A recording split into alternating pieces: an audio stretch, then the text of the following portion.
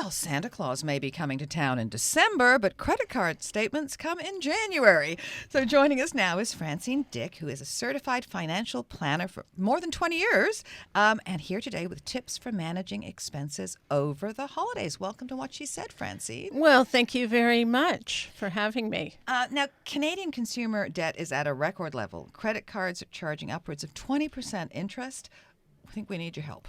Yes. What do people spend the most on over the holidays, do you think? So I think the answer is definitely gifts. Mm-hmm.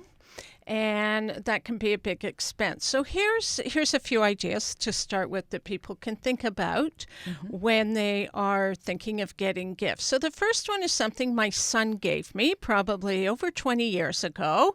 And can't remember if it was holidays, Mother's Day, birthday. But it was a little coupon book. And it was filled with things like good for one hug and good for one cleaning up my room and things like that. And the point is, I know it's so adorable.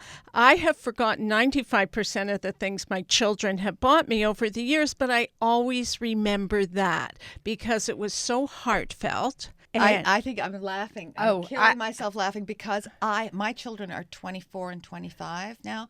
I have their coupon books. I'm cashing them in now. So I was literally, as she was saying this, in my head going through my brain, where are those coupon books? Because I need to be actually Clean handing my them room. in. Yeah.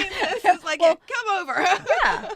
So that's a great idea. If you're a two-parent family, sit down with your child and make a coupon book for the other parent. If you have grandparents, I mean, imagine being a grandparent and you get like a little coupon book from your grandchild, you just melt. And it's funny you mention older kids because I think this is something even teenagers could do. To give a coupon book, good for one hug, good for cleaning out the garage, Shoveling the driveway. good for one dinner, just the two of us talking with phones put away. And I think what that also teaches, Kate, is the value of things is not always tied to money, that the value of things can be what you bring. But what if we really, really, really need to buy something for our significant other, say? So, and there are, I mean, you need to buy things for people. Although, hang on, my husband might like a coupon. Well, we can make an We're not going to adult- even go into what's in that coupon book. Yes, an adult style coupon book. So, and you do have to buy gifts, office parties, Secret Santas, and that. So one of the things I suggest, and if people don't have problems with money, that's great. But if you do, first of all, pay cash.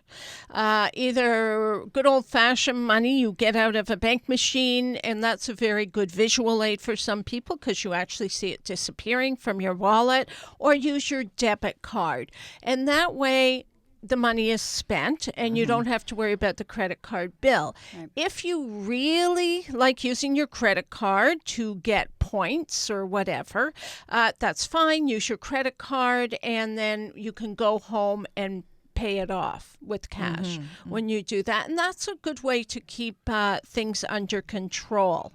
The other thing you can do, it's probably a bit late this year, but buy things throughout the year. Right. So, if you're shopping in February and they've got all the winter clearance things on and there's a beautiful sweater or a beautiful bowl or something that would be a great gift for someone at the holiday time, then, pick it up and put it away.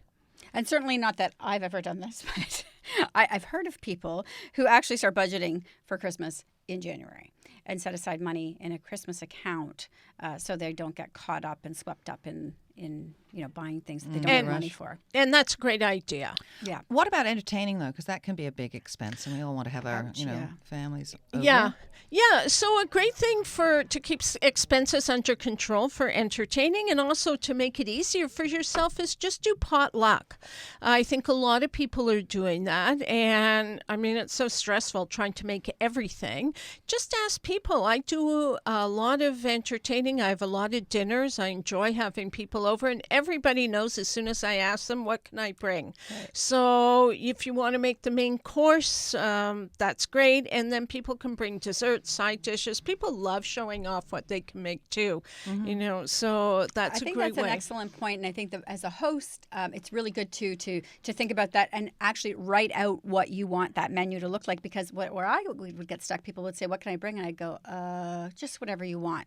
And then we'd end up with, 5 cookie trays and nobody would bring a salad. So it's good to actually have something, and so you can specifically say, please bring the dinner rolls, and then it's covered. Right, absolutely. I liked your idea of paying off the Visa, because I like my points, of paying off the Visa when you get home. I mean, I always pay mine off as soon as the bill comes in. I don't even wait for the due to just get it out of the way, because I don't want that January, oh my God, guilt feeling. What am I going to do? But you're saying pay it off the day you bought something.